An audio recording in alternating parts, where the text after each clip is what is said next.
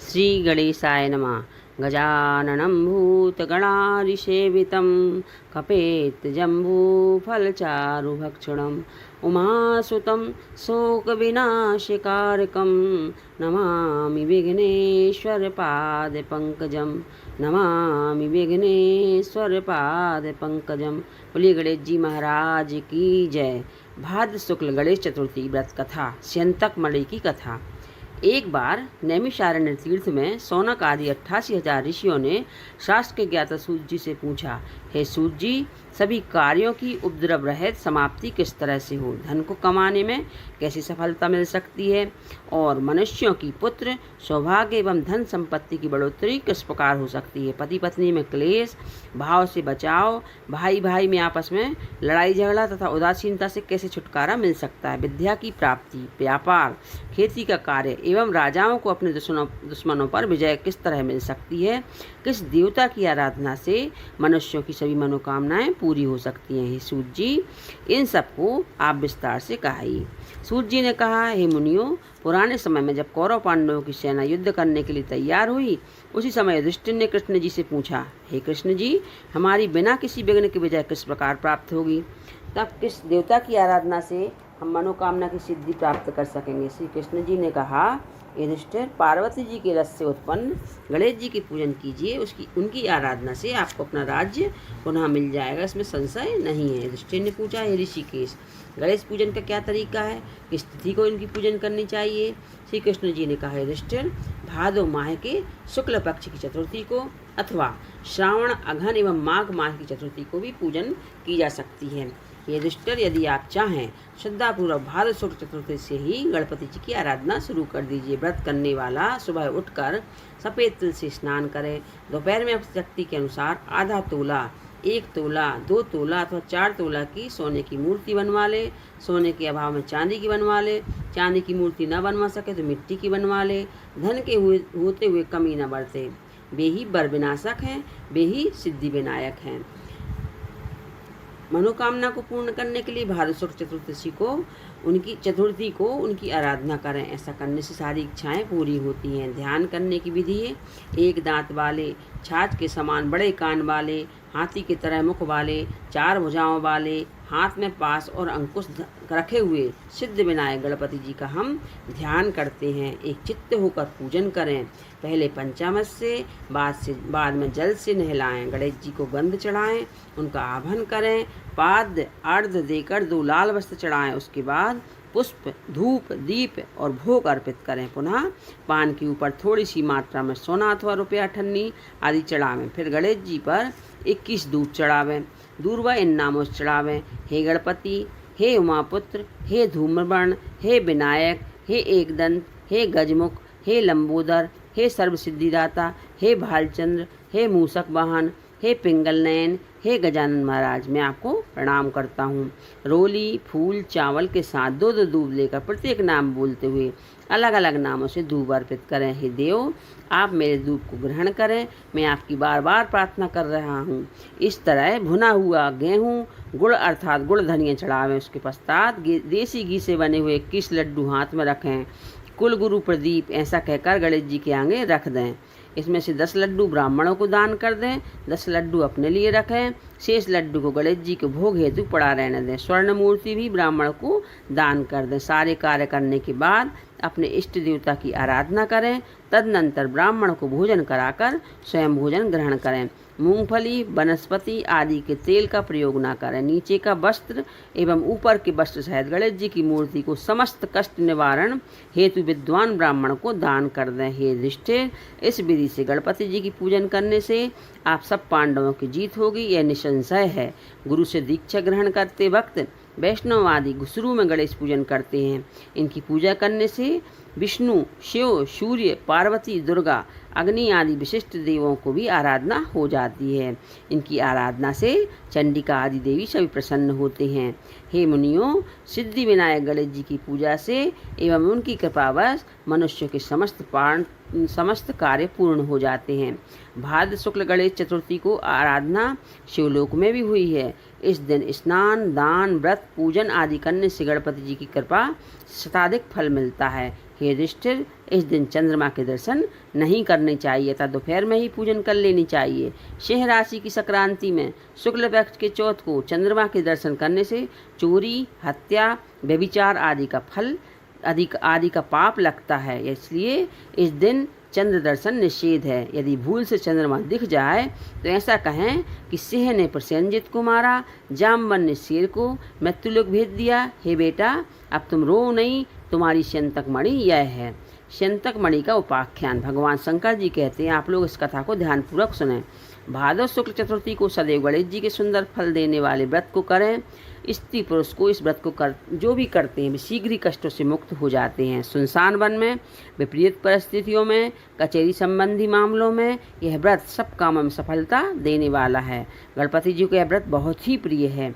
सनत कुमार जी कहते हैं, पूर्व काल में इस व्रत को किसने किया था, मृत्युलोक में कैसे शुरू हुआ, इस विस्तार से बतलाइए। शंकर भगवान ने कहा, इस व्रत को सबसे पहले कृष्ण जी ने किया था जब उन पर झूठा दोष लगाया गया था। उनके निवारण हेतु नारद जी ने उनसे इस व्रत को करने के लिए कहा था। सनत कुमार ने आश्चर्य से दोबारा यह प्रश्न किया कि हे नंदीश्वर, कृष्ण भगवान तो स्वयं सृष्टि के रचने वाले, पालन करने वाले एवं नष्ट करने वाले हैं, निर्गुण और सगुण सब गुणों से युक्त हैं, समस्त प्राणियों के हृदय में रहने वाले हैं। भगवान कृष्ण को झूठा दोष कैसे लग सकता है? यह आश्चर्यजनक है। आप इसका उपाख्यान को बताइए।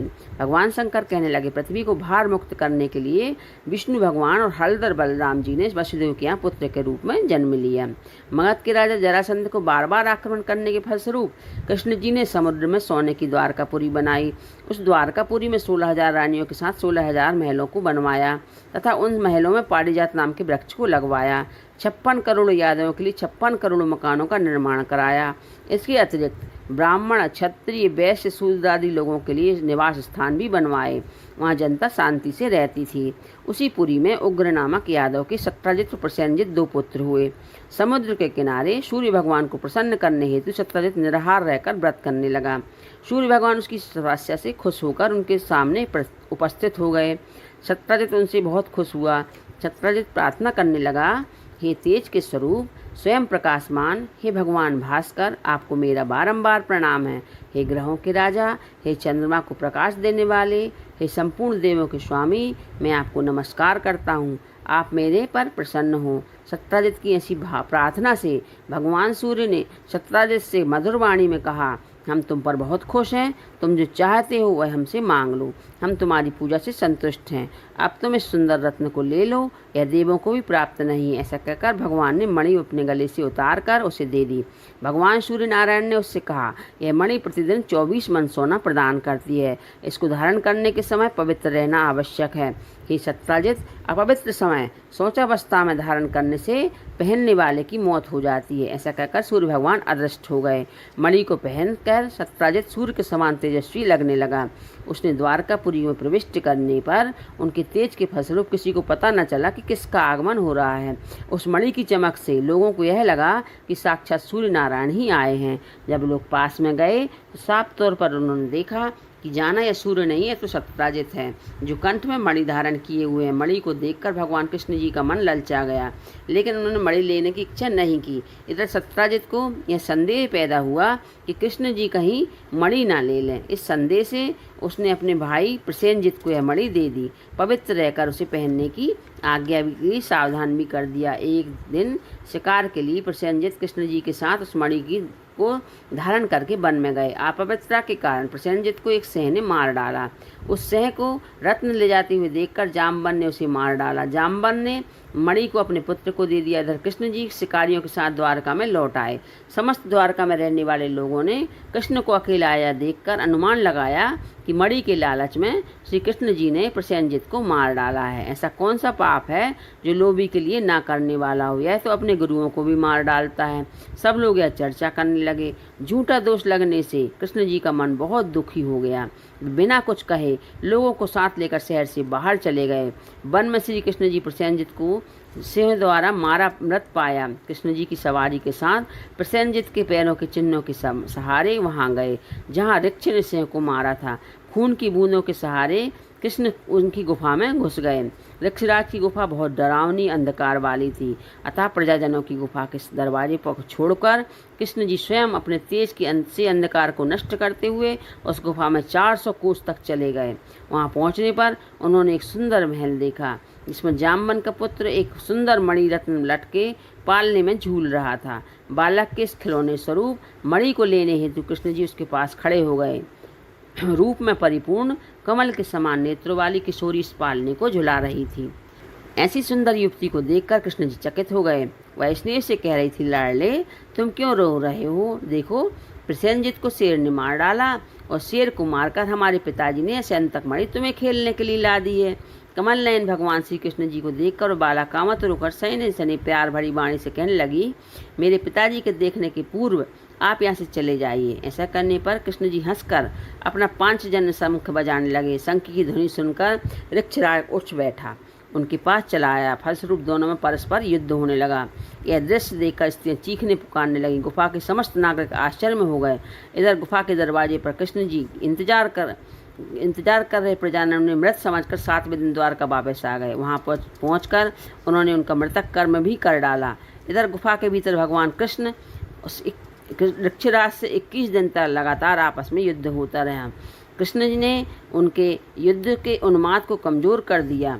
ऐसा त्रेता युग की बातों को याद कर जाम्बन ने भगवान श्री कृष्ण को पहचान लिया। जाम्बन कहने लगे, मुझे देव, राक्षस, यज्ञ, नाग, गंधर्व, पिशाच आदि कोई भी नहीं जीत सकता।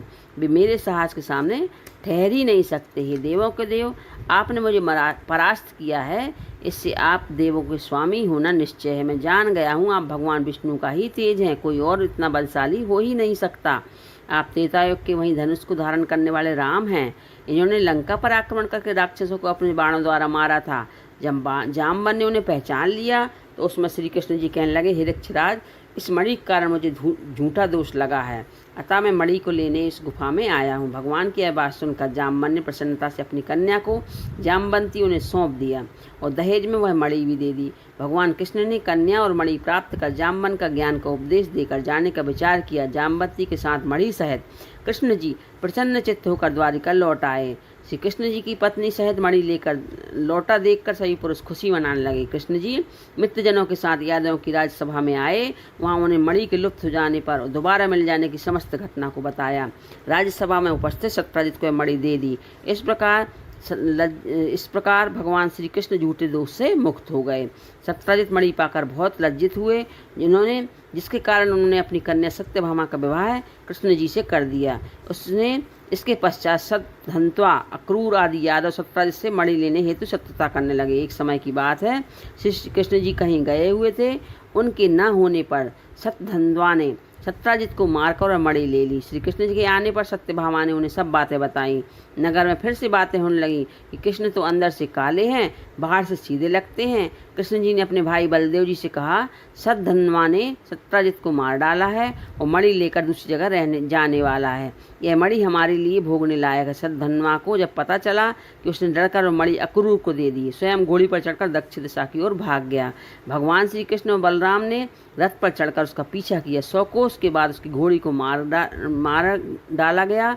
तब वह पैदल ही दौड़ा। कृष्ण जी ने दौड़कर उसे पकड़ लिया, उसे मार डाला। कृष्ण जी ने बलदेव से कहा है कि भाई, इसके पास से मणि नहीं मिली। बलराम जी इस बात पर गुस्सा हो गए, कहने लगे, कृष्ण तुमने सदैव कपट किया है, तुमसे अधिक कोई पापी नहीं है।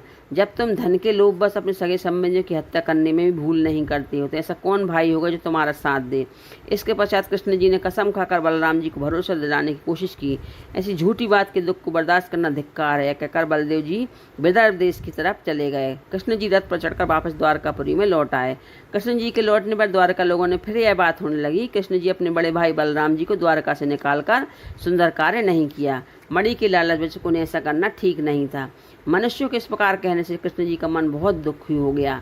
इधर अक्रूर को तीर्थों में घूमने हेतु द्वारका से चल दिए।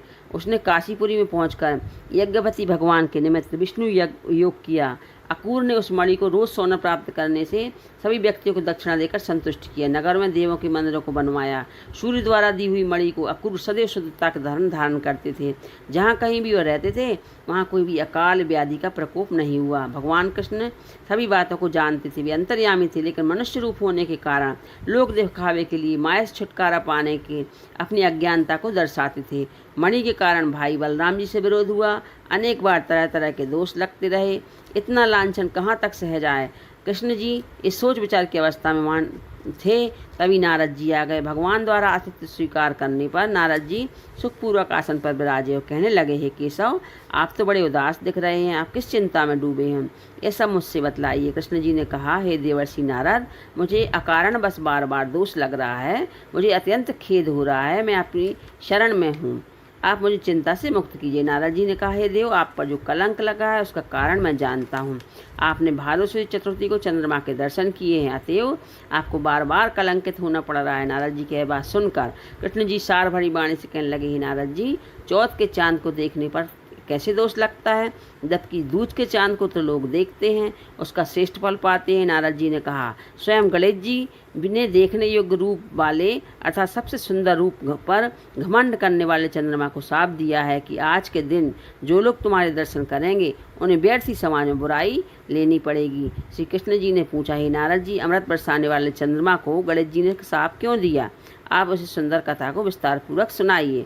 नारद जी ने कहा, पुराने समय में ब्रह्मा, विष्णु और महेश जी ने मिलकर गणेश जी की अष्ट सिद्धि नवनिधि की पत्नी द्वारा स्वरूप प्रदान किया। शास्त्र में कही हुई विधि से गणेश जी की आराधना करके उन्होंने समस्त देवों को प्रथम स्थान देकर प्रजापति ब्रह्मा जी ने उनकी स्तुति करने लगे। ब्रह्मा जी ने कहा, हे हाथी के समान मुख वाले, हे गणपति, हे लंबोदर, हे विनायक, हे वरदायक, हे सृष्टिकर्ता पालक एवं संहारकर्ता गणेश जी, जो मनुष्य श्रद्धापूर्वक भक्तिपूर्वक आपको लड्डू चढ़ाकर पूजा करेंगे उनकी सभी विघ्न बाधाएं दूर हो जाएंगी, उनको दुर्लभ सिद्धि मिलेगी, इसमें कोई भी संशय नहीं है। आपकी आराधना के बिना जो देवता या दानव सफलता की इच्छा करते हैं उन्हें अरबों कल्प तक की सिद्धि नहीं मिलती है। गणेश जी, आपकी कृपा दृष्टि के फलस्वरूप विष्णु पालन करते हैं, शिव जी संहार करते हैं। ऐसी स्थिति में मेरी सामर्थ्य नहीं है कि मैं आपकी प्रार्थना कर सकूं।